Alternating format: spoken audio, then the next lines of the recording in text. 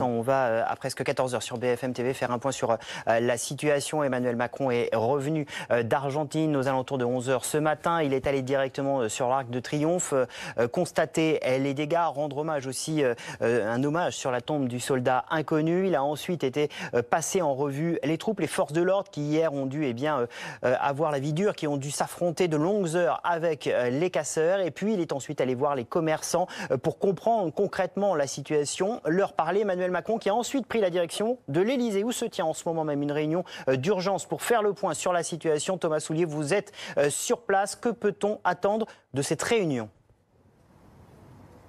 La réunion dure depuis maintenant un peu plus d'une heure. Ils sont 8 autour de la table. Le président, vous le disiez évidemment, le Premier ministre, le ministre de l'Intérieur, son secrétaire d'État Laurent Nunez, les deux directeurs de cabinet de l'Élysée, de Matignon, mais aussi le secrétaire général de l'Élysée. Une réunion de crise pour répondre à une situation d'urgence qui s'enlise sur le terrain au fil des jours. L'exécutif doit apporter deux réponses de court terme et de long terme. De court terme d'abord, la sécurité avant tout. Il faut rassurer les Français. Le rétablissement de l'état d'urgence est l'une des pistes étudiées. Et puis une réponse sur le long terme. Est-ce qu'il faut prendre de nouvelles mesures, notamment des mesures sociales, économique, environnementale, pourquoi pas une pause dans la hausse des taxes. L'opposition le réclame, mais pas seulement, car au sein même de la majorité, Philippe, ce que je peux vous dire, c'est que les députés, notamment les sénateurs ou encore des membres de cabinets ministériels se sentent totalement démunis face à cette crise des gilets jaunes. Des députés, La République En Marche, qui appellent pour certains l'exécutif à se réveiller, des députés parfois même pour la première fois du quinquennat, en colère contre Emmanuel Macron. L'une des députées me disait en coulisses, il aurait dû revenir plus tôt de son voyage en Argentine. Il a un temps, je cite, de décalage, surtout depuis 3 semaines maintenant. Dos au mur, Emmanuel Macron va devoir répondre vite et fort. Thomas Soulier avec Bruno Ferraud, avec qui on suit évidemment cette réunion en cours à l'Elysée. Nous a rejoint Valérie Gomez-Bassac. Bonjour, merci d'être avec nous. Vous êtes député La République En Marche du Var. Thomas Soulier, parlez de vous indirectement, évidemment, parlementaire de la majorité. Est-ce qu'il y a de la fébrilité, d'abord, dans vos rangs aujourd'hui ? Alors, est-ce qu'il y a de la fébrilité ? Non, nous avons tous des avis qui ne remettent pas du tout en cause la position prise par le président de la République et le gouvernement. Nous avons été élus pour ça, nous avons été élus pour du changement, donc nous l'assumons. Maintenant, on peut discuter sur le calendrier, on peut discuter sur le bien fondé de certaines mesures, mais on peut pas tout reprocher à ce qui est fait en ce moment. On a été élu sur un programme. Dans ce programme, si on l'étudie bien, on voit que finalement on retrouve les revendications des Gilets jaunes, c'est-à-dire une augmentation du pouvoir d'achat, le zéro à charge, etc. Donc il faut que l'on travaille là-dessus et il faut peut-être qu'on aille plus vite. Et c'est là où on répondrait aux attentes des Gilets jaunes. Donc nous sommes pour l'instant unis autour du président de la République, du Premier ministre, du gouvernement, et reculer, c'est pas la solution. Je veux dire, en revanche, il faut écouter, il faut travailler, il faut développer des idées et il faut tenir compte des revendications, des demandes. Et c'est vrai que depuis ce matin, j'entends parler énormément de Paris, mais bon, ça me fait plaisir d'être invité puisque je suis sur une circonscription rurale, donc au centre Var.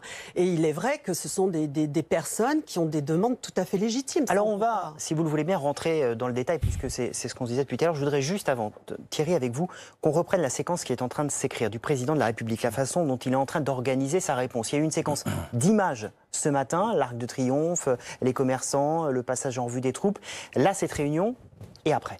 Alors, il est clair d'abord que le calendrier était fâcheux. Effectivement, c'était ce décalage et cette impression de décalage, il faut y revenir, donnée hier par cette courte phrase prononcée sur la crise par le président de la République depuis l'Argentine, au moment où se produisaient les événements que l'on sait à Paris. Ça crée une impression fatalement. Il est en conférence de presse internationale, difficile de faire autrement. Exactement. Et donc, il était essentiel de montrer que le président, dès son retour, était au plus près de ce qui s'était passé. D'où, effectivement, c'est ça le message qu'il faut retenir de cette séquence de son arrivée, où il se rend évidemment d'abord à l'Arc de Triomphe et ensuite sur l'avenue Kléber.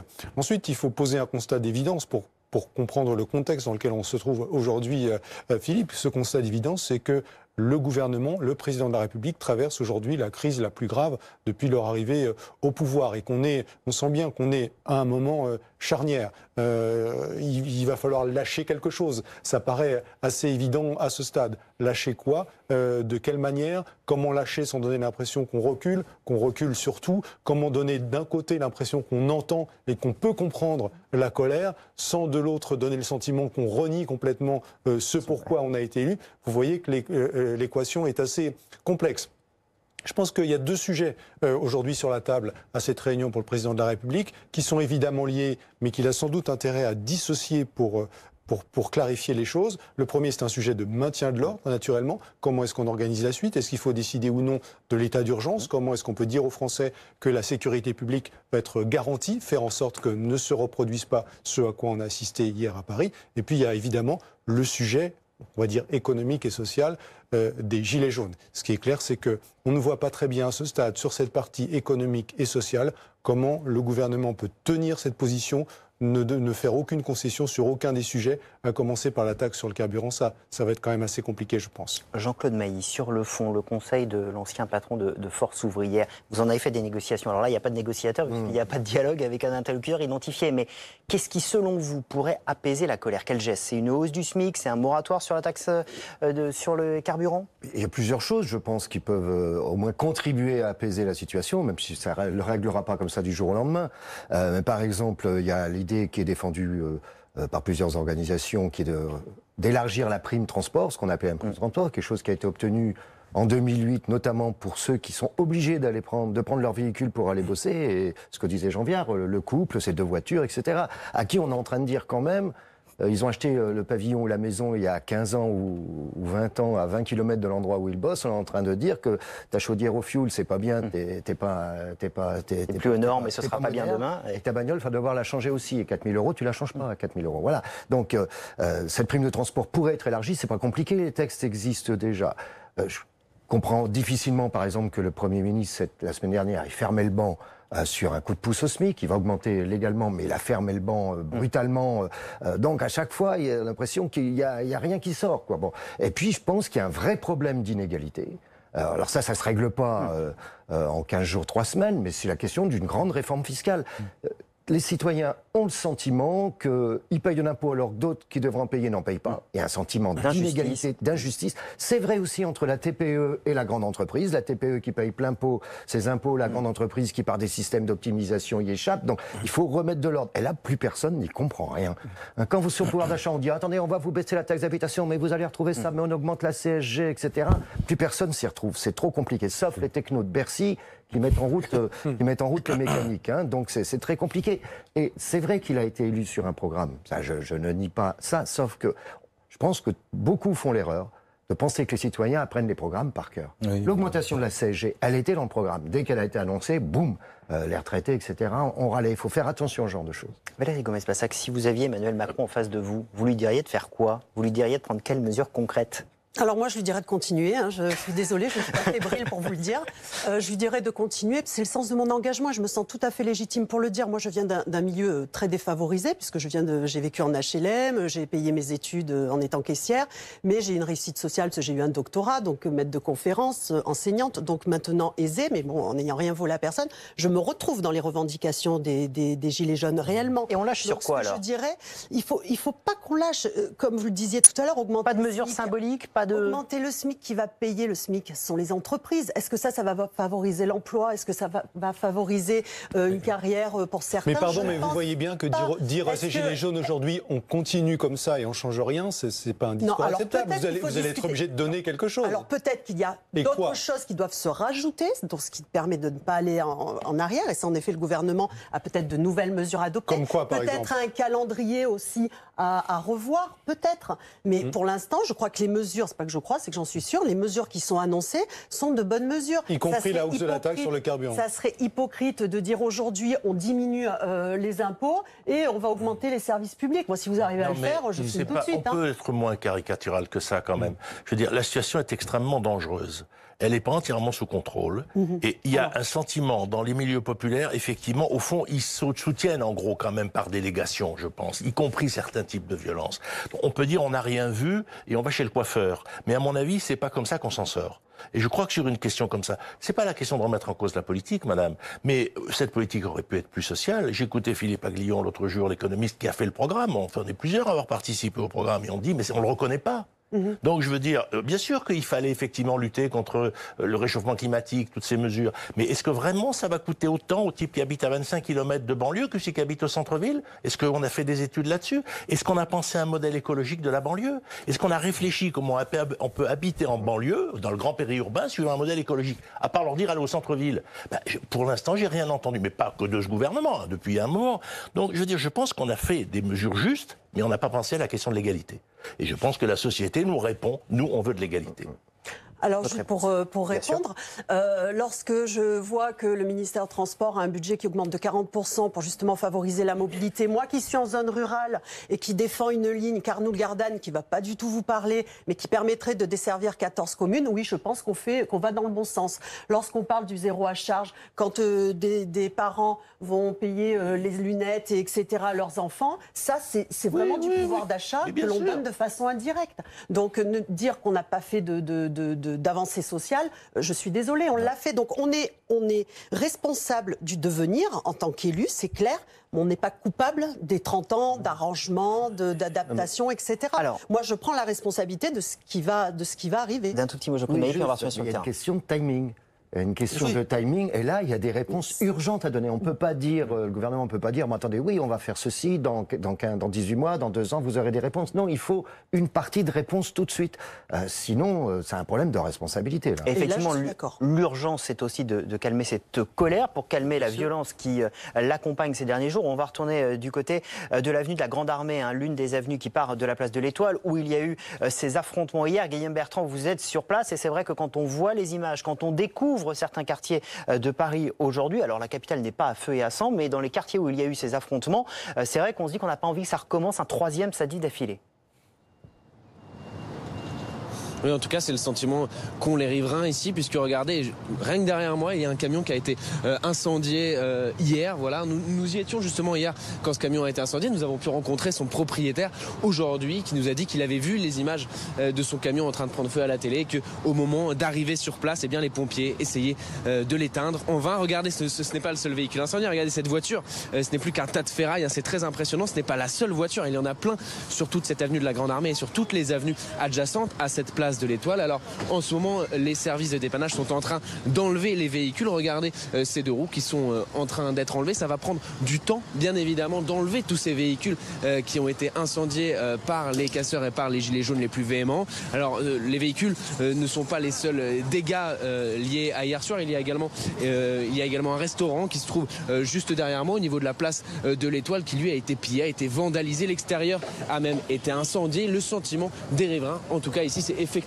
qu'ils n'ont pas envie que ça recommence encore.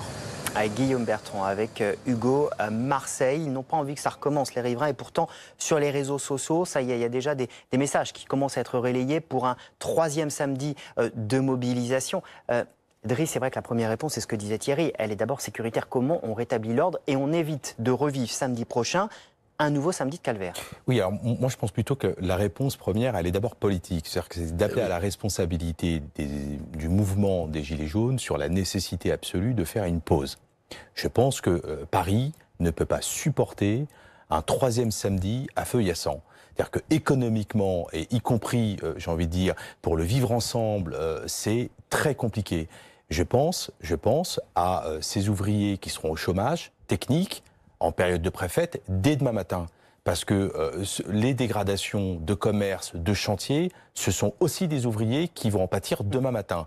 Donc après, effectivement, cette pause des Gilets jaunes n'exclut pas non plus des débats, des échanges, de la négociation pour justement améliorer leur quotidien.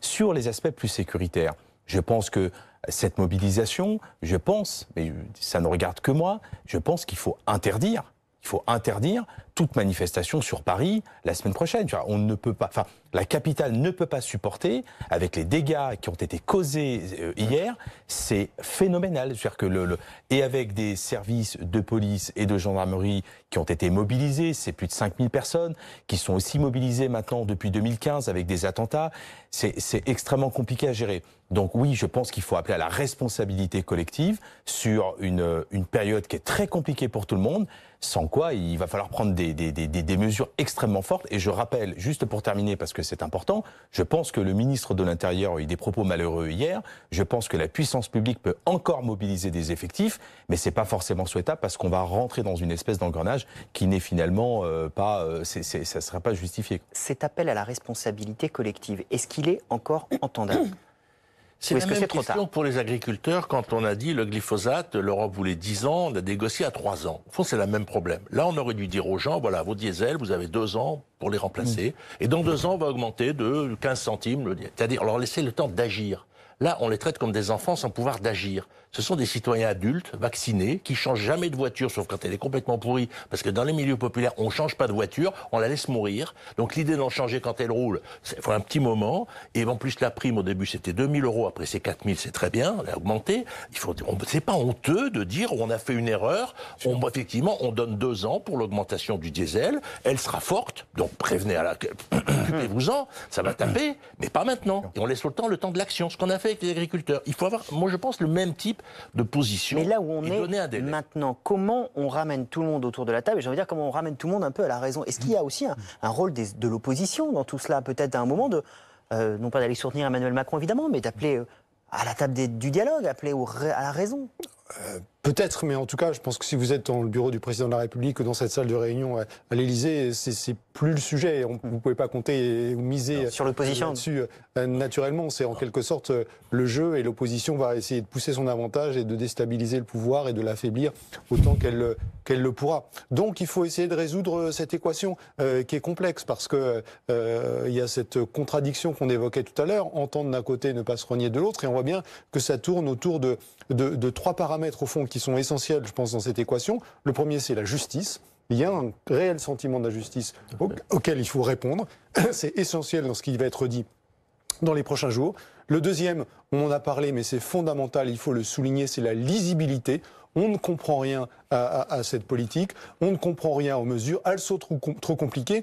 Et pour l'anecdote, relevons le paradoxe du discours du président de la République mardi, qui nous explique, avec un développement parfaitement convaincant, que ces mesures sont trop compliquées, elles sont illisibles. Il prend l'exemple du chèque énergie auquel il dit lui-même ne rien comprendre. Et qu'est-ce qu'il fait dans la foulée, dans le même discours? Il ajoute une mesure supplémentaire en disant on va ajuster le prix du carburant, on ne sait pas très bien comment, on ne sait pas très bien à partir de quel niveau du baril de pétrole, etc. Donc il faut sortir de ça. Il faut être clair, il faut être lisible, il faut être compréhensible, et parce que sinon, l'effet est perdu, mais pire encore, on le voit bien dans la réaction des Gilets jaunes, non seulement l'effet est perdu, mais quelque part, vous donnez l'impression aux gens que vous êtes en train de les arnaquer, de les embobiner. Et ça, c'est évidemment terrible. Et puis le troisième paramètre qui est évidemment essentiel, ça vient d'être souligné, c'est l'urgence. Il faut quelque chose maintenant, c'est évident. Jean-Claude Mailly, sur quel levier peut jouer le président de la République pour soulager financièrement, de façon, j'ai envie de dire, de l'argent sonnant et trébuchant sur la table des Français demain, pour apaiser cette colère?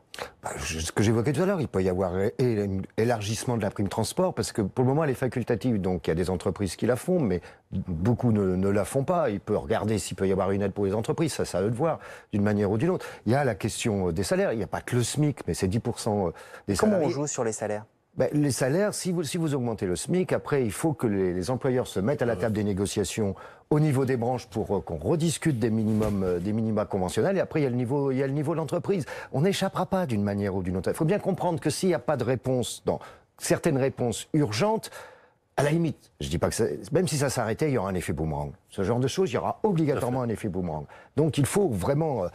et après, je pense qu'il faut engager... Alors ça, c'est pas du court terme, mais il faut engager un vrai débat sur la fiscalité. Et aller sur une vraie réforme fiscale. Tous les gouvernements le disent, tous les gouvernements reculent. À la limite, l'ISF, c'est maladroit, psychologiquement, je dirais. Bon. Mais à la limite, il n'y aurait pas d'ISF, mais il y aurait un véritable impôt sur le revenu avec différentes tranches, etc., sans niche fiscale. Ce serait beaucoup plus lisible et les gens s'y retrouveraient. Certains de vos collègues disent « mettons en place un moratoire sur les taxes, le temps de poser les choses, le temps d'apaiser la colère, et et de trouver des solutions. Est-ce que ça, c'est une hypothèse concrète, viable, qui vous serait acceptable ? Je ne suis pas sûre que ce soit une solution, mais bon, pourquoi pas. Un moratoire, oui, parce que ça permettrait peut-être de ce que vous disiez tout à l'heure, de discuter davantage, d'expliquer davantage, de communiquer davantage. Maintenant, encore une fois, on a fait passer des textes. Bon, s'il y a un constat qui est fait, que certains sont mauvais, je ne pense pas que ça posera de problème de le reconnaître si on doit le reconnaître. Bon, pour l'instant, on n'en est pas là. Essayons d'avancer, de trouver des solutions. En revanche, tout à l'heure, vous me demandiez ce que je demanderais à Emmanuel Macron s'il était en face de moi, donc le président de la République, par rapport aux violences. Alors moi, je lui demanderais quelque chose, c'est surtout d'être intransigeant. C'est pas acceptable. Lorsqu'on touche à notre patrimoine, lorsqu'on touche aux valeurs républicaines, lorsqu'on touche à l'Arc de Triomphe, à la tombe du soldat inconnu, c'est pas acceptable. Ce sont nos ancêtres, c'est notre histoire, ce sont les forces de l'ordre qui s'investissent tous les jours de façon très dure. Et d'ailleurs, je tiens à les remercier, CRS, pompiers, police. Le lendemain de Charlie Hebdo, on les félicitait. Aujourd'hui, on leur envoie des pavés. Il faut, même si c'est une minorité, il faut prendre des sanctions. Et on voit justement, pendant que vous en parlez, ces tags qui ont été faits sur l'Arc de Triomphe. Il y a eu ce saccage à l'intérieur. C'est quand même un lieu hautement symbolique. C'est un monument de la France. C'est une incarnation de la France. Il y avait quoi pour vous, Jean Viard, dans cette attaque ? Un monument napoléonien, mais enfin bon. Oui, c'est vrai. Mais il y avait quoi avec ces gilets jaunes qui sont montés jusqu'en haut, un peu façon prise de la Bastille ? Je ne suis pas sûr qu'ils comprennent ce que c'est. Oui, non, mais je veux dire... Cette image qui est ambivalente aussi, pardon, oui, mais c'était hier avec des gilets jaunes qui respectent à la fois la tombe du salon inconnu et puis qui en même temps ont fait cette dégradation sur l'Arc de Triomphe. Oui, mais après, je veux dire qu'une manifestation, c'est en même temps une fête, c'est en même temps des débordements, et c'est vrai que normalement, des manifestations, les syndicats ont des cordons de sécurité, ils retiennent les plus énervés, etc. Bon, donc là, il n'y a pas ça. On peut effectivement prendre des grandes déclarations publiques, et c'est le rôle de l'État, c'est le rôle du président de la République, etc. Mais enfin, le fond du débat, il n'est quand même pas là, je veux dire. Il est dans la montée de ces violences et dans le fait qu'on a besoin d'avoir des réponses à ces questions. Et bien sûr qu'il casse des choses, etc. Et le problème, c'est qu'on ne peut pas gouverner contre 80% des Français. Or, en ce moment, il se trouve qu'ils sont soutenus. Alors, de manière globale, pas surtout. Donc, il faut donner des choses à certains, en tout cas en termes de revenus, aux plus fragiles, aux femmes seules, etc. Ce que tu dis là-dessus. Et du coup, effectivement, le mouvement peut se défaire. Mais comment vous voyez arriver la hausse des taxes en janvier, et puis après la modification du fiscal en janvier ? Vous croyez vraiment que c'est gérable? On va vers une logique de violence qui va faire s'effondrer les projets de Macron. Moi, vous savez, le programme de Macron, je ne le rejette pas. Mais je le vois se perdre dans le fait qu'il n'est pas assez social. Le résultat, vous savez ce qu'il va y avoir derrière? Regardez l'Italie, regardez les États-Unis, regardez la Catalogne. En ce moment, sur le marché, excusez-moi, il y a des populismes nationalistes ou des forces démocratiques qui essayent de s'en sortir. Si elles se cassent la gueule, je m'excuse, mais je regarde autour de nous et je suis très inquiet. Oui, mais il faut aussi faire attention à ce discours, parce que la manifestation, lorsqu'elle est déclarée, et j'ai écouté tout à l'heure les propos très justes de M. Mali, c'est effectivement une organisation avec des interlocuteurs, des leaders et un service d'ordre. Et un service d'ordre qui fait le lien avec la puissance publique de sorte à ce qu'il n'y ait pas de dégradation. Parce que la manifestation, lorsqu'elle est déclarée, elle est autorisée, c'est un mouvement, c'est un mouvement de proposition. On va faire, c'est pacifique, on fait des propositions. On est dans la contestation, mais pas dans la confrontation. Et or, ce qu'on a vu hier à l'Arc de Triomphe, c'est pas une manifestation, ce n'est pas la vérité. On ne doit pas dire que c'est une manifestation. Oui. C'est un attroupement violent, avec une confrontation violente contre la puissance publique, et avec souvent, une volonté de tuer. Une volonté de tuer. Donc on ne peut pas dire que, en définitive, on doit écouter. Non, parce qu'aujourd'hui, on le voit de plus en plus, et y compris les manifestations du 1er mai, on a des services d'ordre, des organisations syndicales qui font très bien leur travail et qui évacuent lorsqu'ils peuvent ces black blocs qui viennent non pas pour défiler aux côtés des manifestants, parce que la loi, le travail, ils en ont un peu rien à foutre, mais venir affronter la puissance publique. Et c'est de plus en plus le cas. Et on va retourner du côté de l'Élysée, puis retrouver Thomas Soulier. Il y avait cette réunion en urgence convoquée par le président de la République, réunion qui est désormais terminée. Oui, elle a duré, Philippe, environ 1h30 ici à l'Élysée avec 8 personnes, 8 hommes autour de la table. Emmanuel Macron, le Premier ministre Édouard Philippe, 3 ministres, Christophe Castaner, Laurent Nunez et François de Rugy, également le secrétaire général de l'Élysée et enfin les 2 directeurs de cabinet. de l'Élysée et de Matignon. Pour l'instant, rien n'a filtré sur la teneur de cette réunion. Est-ce que des nouvelles mesures vont être prises dans les deux domaines, dans le domaine de sécurité, et aussi le domaine du social, de l'économie, peut-être de l'écologie. Car aujourd'hui, Emmanuel Macron doit répondre à deux tableaux. Il doit apporter une double réponse. Une réponse d'abord et avant tout, c'est la priorité des priorités. La réponse sur la sécurité. Beaucoup de Français ont été choqués par les images à Paris hier, ce samedi noir pour la capitale de la France. Est-ce qu'il faut de nouvelles mesures sécuritaires? Pourquoi pas le rétablissement de l'état d'urgence? C'était une option sur la table. On verra dans quelques heures maintenant si elle a été retenue par l'exécutif. Et puis évidemment, il faut aussi une réponse sociale, économique. Est-ce qu'il y aura de nouvelles mesures annoncées par l'exécutif dans les prochaines heures, dans les prochains jours? Benjamin Griveaux, sur notre antenne ce matin, a promis que le cap sera maintenu. Mais est-ce que l'exécutif est en position de force? Non. Est-ce que l'exécutif doit répondre aujourd'hui vivement? Oui, évidemment. Aujourd'hui, au sein de la majorité, qu'ils soient députés, membres de cabinet ministériel ou autres, ils appellent tous aujourd'hui à un sursaut de l'exécutif. Thomas Soulier avec Bruno Ferraud à l'Élysée pour BFM TV. Thierry Arnaud, quelle forme peut prendre désormais la parole présidentielle? Elle va intervenir, Emmanuel Macron doit parler impérativement dans les prochaines heures, prochains jours? Alors j'ai envie de vous dire, peu importe la forme, l'essentiel ce sera le message et c'est le fait de s'exprimer. Il est clair que le président de la République aujourd'hui, c'est dans le contexte que l'on connaît, la 5e, le quinquennat, etc., c'est celui qui doit répondre. C'est lui qui incarne le pouvoir. C'est lui dont le nom est inscrit sur l'Arc de Triomphe, sur les gilets jaunes. C'est lui dont les gens scandent le nom pour réclamer sa démission. C'est lui qui est mis en cause. C'est sans doute pas lui qui est responsable, on l'a expliqué longuement, de tout ce qui est produit aujourd'hui, mais c'est lui qui doit effectivement répondre et apporter des réponses concrètes. Donc, est-ce qu'il doit parler?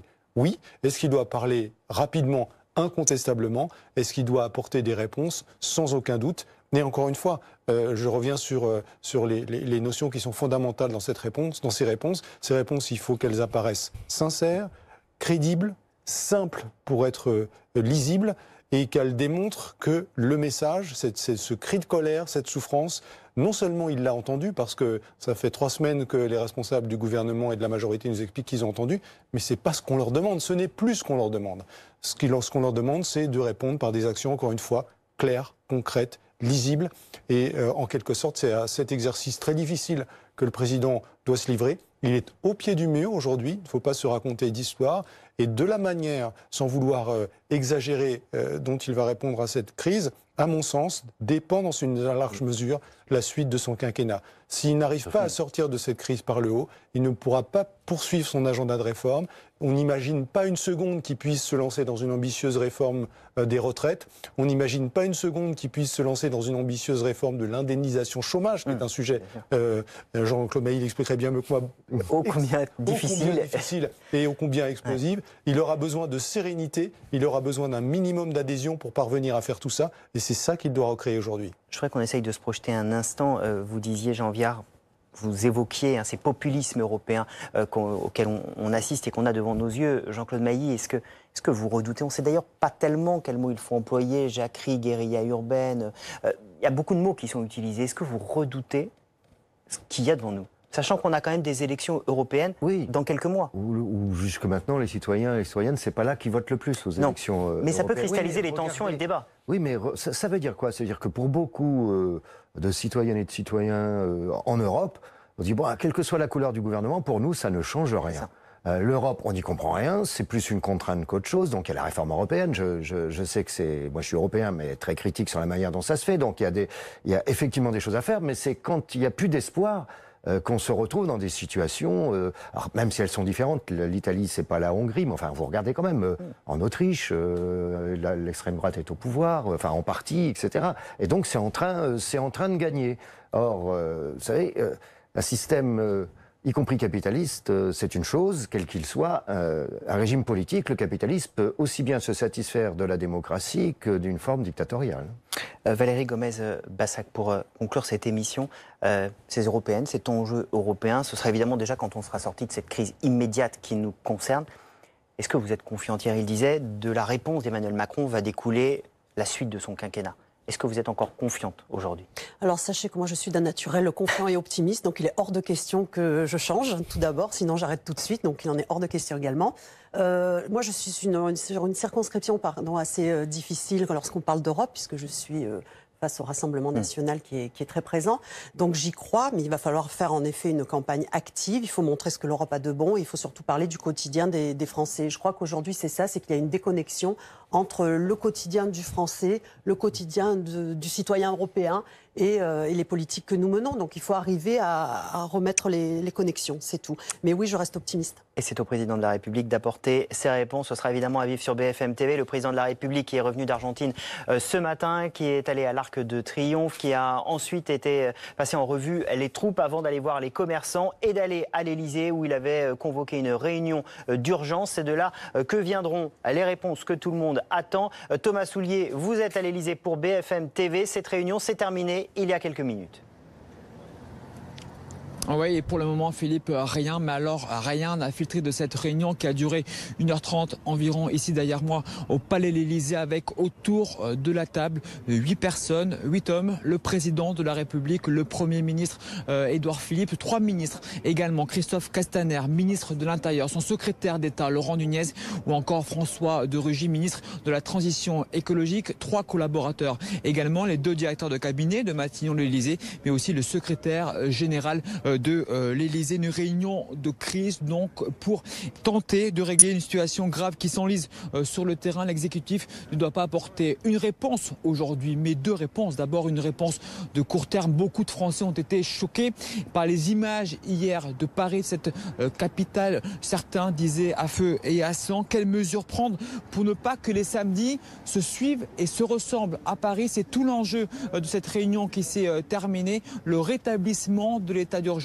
est l'une des options étudiées en ce moment par l'exécutif. Mais aussi, il faut une réponse de long terme. Pourquoi pas de nouvelles mesures sociales ou économiques? De plus en plus en coulisses de députés de la majorité réclament de nouvelles mesures d'urgence pour calmer cette fronde qui dure maintenant depuis 3 semaines de la part des Gilets jaunes. Dans la majorité donc des voix s'élèvent, des députés pour principalement, majoritairement, qui appellent l'exécutif maintenant à un sursaut. Il faut que le président et le Premier ministre se réveillent, me disait en coulisses un député. Des députés, on le voit pour la première fois du quinquennat, en colère contre Emmanuel Macron. L'une d'entre elles me glissait en coulisses. Il aurait dû revenir plus tôt d'Argentine. Il a aujourd'hui un temps de décalage sur tout le monde depuis 3 semaines. Dos au mur, Emmanuel Macron va devoir répondre aujourd'hui très vite et très fort.